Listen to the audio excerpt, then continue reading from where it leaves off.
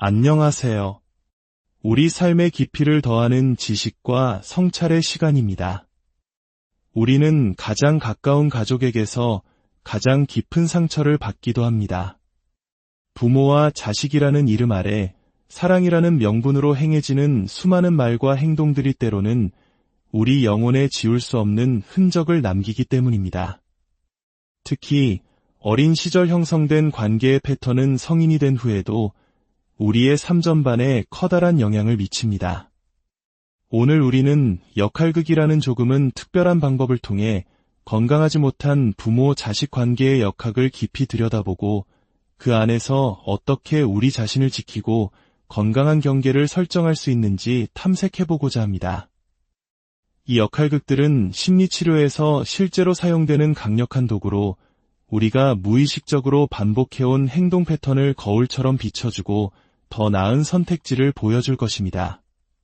본격적인 이야기에 앞서 이 이야기가 우리 사회의 더 많은 가정에 건강한 소통의 씨앗을 심는 데 도움이 되도록 잠시 시간을 내어 구독과 좋아요를 눌러주시면 감사하겠습니다. 여러분의 작은 행동이 상처받은 누군가에게는 큰 위로와 변화의 시작이 될 수 있습니다. 여러분의 가정에 늘 평안이 깃들기를 기도합니다. 오늘 우리가 살펴볼 역할극은 3가지 버전으로 구성됩니다. 첫 번째는 건강하지 못한 현재의 모습입니다. 독선적이거나 미성숙한 부모와의 갈등 상황에서 우리가 보통 어떻게 반응하는지 그 답답하고 고통스러운 현실을 그대로 보여줍니다. 두 번째는 건강한 관계의 모습입니다. 만약 우리의 부모님이 정서적으로 건강하고 성숙한 분이셨다면 같은 상황이 얼마나 다르게 펼쳐졌을지를 보여주는 이상적인 버전입니다. 이 모습을 보며 많은 분들이 마음속 깊은 슬픔을 느끼실 수도 있습니다. 우리가 한 번도 경험해보지 못한 그러나 마음속 깊이 갈망했던 부모님의 모습이기 때문입니다. 세 번째는 힘을 되찾은 자녀의 모습입니다. 성인이 된 자녀가 더 이상 부모의 감정에 휘둘리지 않고 자신의 진실을 이야기하며 건강한 경계를 단호하게 설정하는 모습입니다. 이것이 바로 우리가 나아가야 할 방향일 것입니다. 자, 그럼 이제 첫 번째 역할극을 통해 우리 마음속 깊은 곳으로 여행을 떠나보겠습니다. 수진아, 잠깐 얘기 좀 할 수 있을까? 네, 엄마. 무슨 일 있어요? 괜찮으세요? 그럼. 일단 결혼식 좌석 배치도 너무 마음에 들고 주말에 쓸 펜션도 예약 다 했어. 내가 고른 예식 장소는 정말 환상적이더라. 너무 기대돼. 저도요. 팀 내 어머님도 그 장소 보시고는 너무 예쁘다고 문자 보내셨더라고요. 그렇지. 정말 아름다운 곳이야. 내가 앤디한테 사진 보여줬더니 그 사람도 입을 떡 벌리더라. 앤디요? 그 사람이랑 아직도 연락해요. 엄마, 넉 달 전에 헤어졌다면서요. 왜야? 그게 우리가 같이 펜션을 예약했다고 말한 게 바로 그 뜻이었어. 앤디가 나와 함께 간단다. 그리고 아주 정중하게 내 결혼식에 어떤 식으로든 참석할 수 있을지 물어봐 달라고 하더구나. 엄마, 지난 2월에 그 사람이 했던 짓들을 다 잊었어요. 그 사람이랑 다시 만난다니요. 내가 무슨 말 할지 알아. 근데 요즘 정말 잘해줘. 그리고 정중하게 부탁했잖니. 내가 허락해준다면 결혼식에 참석하고 싶다고. 물론 내가 원치 않으면 자기는 그냥 근처에서 등산하고 있겠대. 그것도 안 되면 피로연 끝나기 전에 내가 먼저 좀 일어나도 될까? 그날 밤에만 만날 수 있는 친구들이 근처에 온다는데 혼자 손님 맞는 걸 싫어해서 말이야. 결혼식 끝까지 안 계시겠다고요. 얘야, 이건 그냥 물어보는 거고 전적으로 내 결정에 달렸어. 난 널 위해 여기 있는 거고 이건 너의 날이잖니. 내가 하라는 대로 할게. 그냥 앤디가 소외되는 느낌을 받지 않았으면 해서. 내가 어떻게든 자리를 만들어 보겠다고 약속했거든.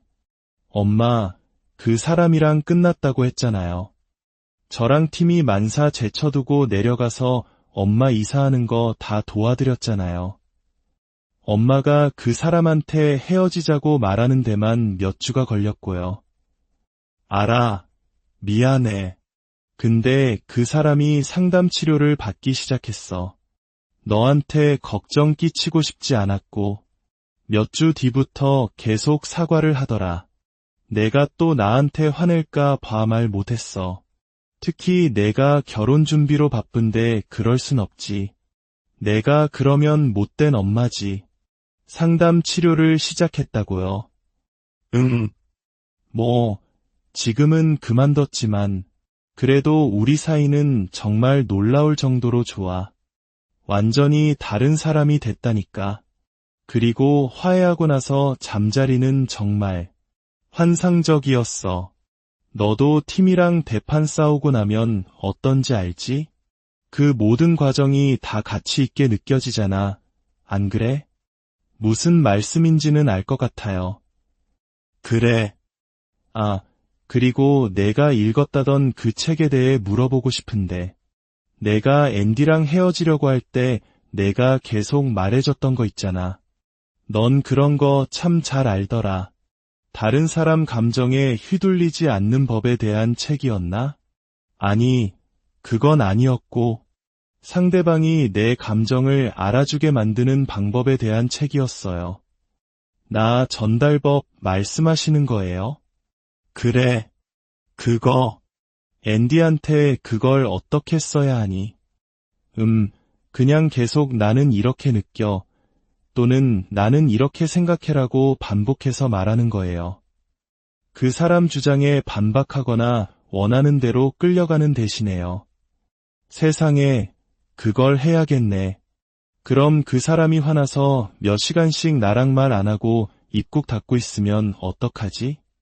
아, 마침 인스타그램에서 그거에 대한 기가 막힌 포스팅을 봤어요. 이따 보내드릴게요. 그걸 돌처럼 침묵하기라고 하는데 사실 그건 엄마가 뭘 잘못해서라기보다 그 사람 자신의 문제래요.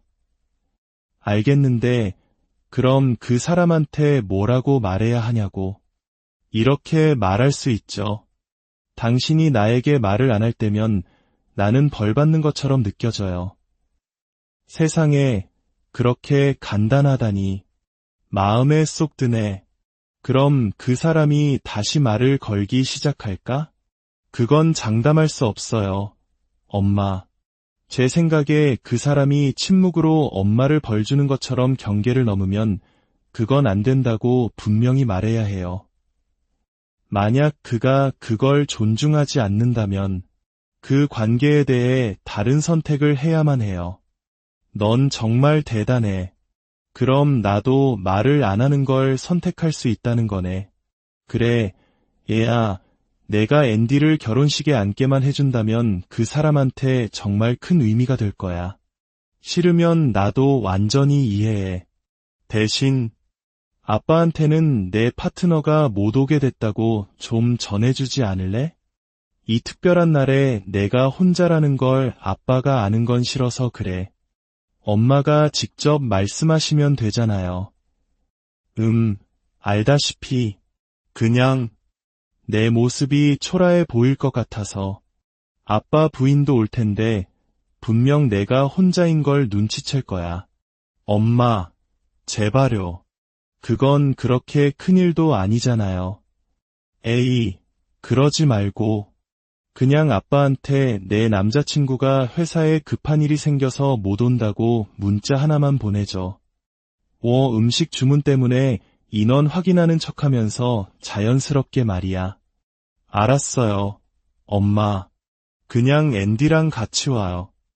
아빠한테 엄마 때문에 이상한 문자 보내고 싶지 않아요. 그리고 제발 그 사람이 2월에 있었던 일에 대해 얘기할 준비가 됐다고 생각하게 만들지 말아주세요. 내일 그 얘기까지 할 기운 없어요. 넌 정말 최고야. 내가 정말 자랑스럽다. 앤디도 내가 자기를 괜찮게 생각하고 와주길 바란다는 걸 알면 정말 안심할 거야. 어서 가서 말해줘야지. 사랑한다, 딸. 드레스 입은 모습 빨리 보고 싶네. 수진아, 너한테 꼭 해야 할 말이 있어. 네, 엄마. 무슨 일 있어요? 괜찮으세요? 응, 그럼. 일단 결혼식 좌석 배치도 너무 마음에 들고 주말에 쓸 펜션도 예약 다 했어. 내가 고른 예식 장소는 정말 환상적이더라. 너무 기대돼. 저도요. 팀 내 어머님도 그 장소 보시고는 너무 예쁘다고 문자 보내셨더라고요. 그렇지. 정말 아름다운 곳이야. 나도 보고 완전히 반했잖아. 그런데 엄마, 하실 말씀이 뭐예요? 내 인생의 가장 중요한 날을 앞두고 이런 얘기를 꺼내고 싶진 않지만 이건 꼭 털어놔야 할 것 같아. 내가 널 실망시킨 기분이 들어서. 무슨 일인데요? 앤디랑 헤어지고 내가 그렇게나 많이 도와줬는데 내가 무너져서 그 후로 일주일 정도 그 사람한테 다시 문자를 보냈었어. 그리고 그 사실을 너한테 말하지 않았지. 엄마, 설마 그 사람이랑 다시 만나는 건 아니죠? 세상에, 절대 아니야. 그 사람이 문자로 예전 버릇을 또 보이더구나. 그 순간 깨달았어. 그 사람을 떠난 게 정말 옳은 일이었다는 걸. 다만 내가 나를 위해 애써준 모든 것들 이후에 그 사실을 너한테 숨겼다는 죄책감이 들었어. 아, 엄마, 천만다행이네요. 괜찮아요. 그래도 저한테 말씀해 주셔서 정말 기뻐요. 그리고 있잖니, 나 요즘 상담 치료받고 있어. 상담사 선생님께 내가 그때 날 얼마나 많이 돌봐줬는지 말씀드렸더니 너와의 관계를 바로잡아야 한다고 하시더구나. 그러려면 다른 것에 대해서도 솔직해져야 하고. 그게 뭔데요, 엄마? 선생님께서 내가 너에게 도움을 준 것보다 내가 나에게 도움을 준 게 더 많다는 사실에 대해 부끄러움을 느끼고 있다는 걸 지적해 주셨어. 내가 이혼할 때 넌 겨우 12살이었는데 난 너에게 달려가 도움을 청했지. 그 후에 만난 모든 남자 관계에서도 넌 내가 더 나은 사람을 만나길 바라며 애썼지만 난 철없이 굴었어. 마치 내가 남자에게 미친 10대 딸이고 내가 엄마인 것 같았지. 엄마가 지금 저한테 이렇게 솔직하게 말씀해 주시는 게 믿기지가 않아요. 맞아요. 제가 엄마를 위해 그렇게 했었어요. 정말 미안하다, 얘야. 그리고 내가 더 나은 경계를 지켜야 할 것들이 몇 가지 더 있어. 이게 너무 부담스러우면 신혼여행 다녀온 후에 얘기해도 괜찮아. 아니에요, 엄마. 괜찮아요. 우리 이 대화해야 해요. 그리고 이렇게 노력하시는 엄마가 자랑스러워요. 거봐, 또 내가 엄마처럼 굴잖아. 이제 더는 남자 문제로 너한테 하소연하지 말아야 하고 내 아빠에게 내 대신 말해달라고 부탁하는 것도 그만둬야 해. 내가 널 너무 많이 중간에 끼어들게 했어. 내가 직접 해결할 자신이 없어서 그랬던 건데 이제는 멈춰야 해. 난 널 이용했고 넌 여전히 우리 딸인데도 널 친구처럼 대했어. 엄마, 정말 감동받았어요. 그래서 이 일에 있어서 너에게 부탁할 게 하나 있어. 뭔데요? 내가 나에게 더 이상 조언을 해주지 않았으면 좋겠어. 난 너무 쉽게 내 조언을 받아들이고 넌 내 작은 심리치료사 같았어. 그건 너에게 좋지 않아. 내가 앤디와 헤어지도록 돕느라 넌 너무 많은 시간과 에너지를 쏟았어. 그런 도움은 내가 친구나 상담사에게 받았어야 했는데 말이야. 그건 너에게 상처가 돼. 왜냐하면 넌 내 인생을 잠시 멈췄으니까. 나는 내가 내 인생을 살도록 격려했어야 했는데 철없는 10대 엄마를 어른으로 만들게 했어. 무슨 말을 해야 할지 모르겠어요. 하지만, 네, 그렇게 하지 않을게요. 이제 내 역할은 너의 신뢰를 다시 쌓고 너에게 다른 모습으로 다가가는 거야. 엄마, 정말 충격적이지만 정말 고마워요. 이 말을 정말 듣고 싶었어요. 그리고 지금 엄마의 모습이 너무 행복해요. 사랑해요. 나도 사랑한다. 딸아. 수진아, 잠깐 얘기 좀 할 수 있을까? 네, 엄마. 무슨 일 있어요? 괜찮으세요? 응, 그럼. 일단 결혼식 좌석 배치도 너무 마음에 들고 주말에 쓸 펜션도 예약 다 했어. 내가 고른 예식 장소는 정말 환상적이더라. 너무 기대돼. 저도요. 팀 내 어머님도 그 장소 보시고는 너무 예쁘다고 문자 보내셨더라고요. 그렇지. 정말 아름다운 곳이야. 내가 앤디한테 사진 보여줬더니 그 사람도 입을 떡 벌리더라. 앤디요? 그 사람이랑 아직도 연락해요. 엄마, 넉 달 전에 헤어졌다면서요. 왜야? 그게 우리가 같이 펜션을 예약했다고 말한 게 바로 그 뜻이었어. 앤디가 나와 함께 간단다.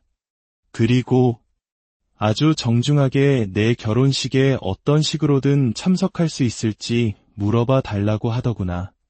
엄마, 지난 2월에 그 사람이 저한테 어떻게 말했는지, 어떤 짓을 했는지 다 잊으셨어요. 그 사람이랑 다시 만난다니요. 내가 무슨 말 할지 알아. 근데 요즘 정말 잘해줘. 그리고 정중하게 부탁했잖니. 내가 허락해준다면 결혼식에 참석하고 싶다고. 물론 내가 원치 않으면 자기는 그냥 근처에서 등산하고 있겠대. 그것도 안 되면 피로연 끝나기 전에 내가 먼저 좀 일어나도 될까? 그날 밤에만 만날 수 있는 친구들이 근처에 온다는데 혼자 손님 맞는 걸 싫어해서 말이야.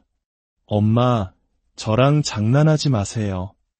제가 엄마랑 그 사람이랑 헤어지게 하려고 얼마나 많은 시간과 에너지를 썼는지 아시잖아요. 근데 바로 다시 돌아갔다면 그건 제 실수였네요.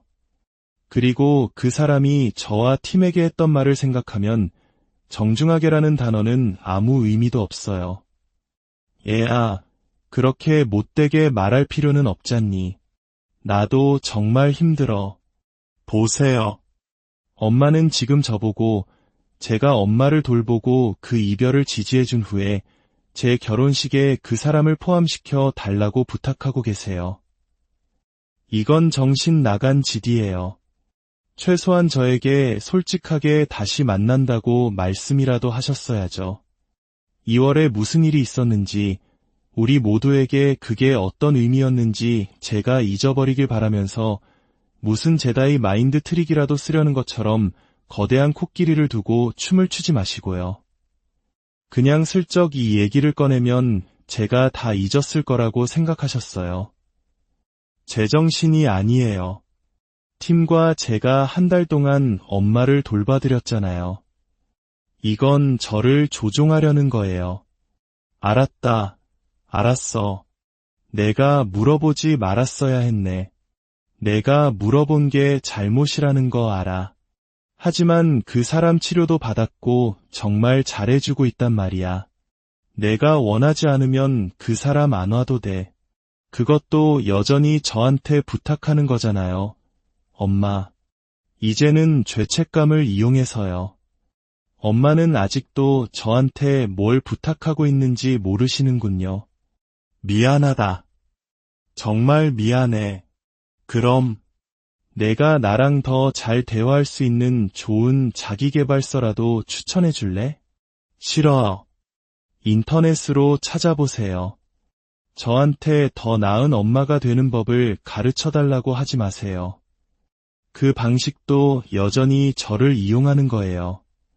알아. 알겠어. 미안해.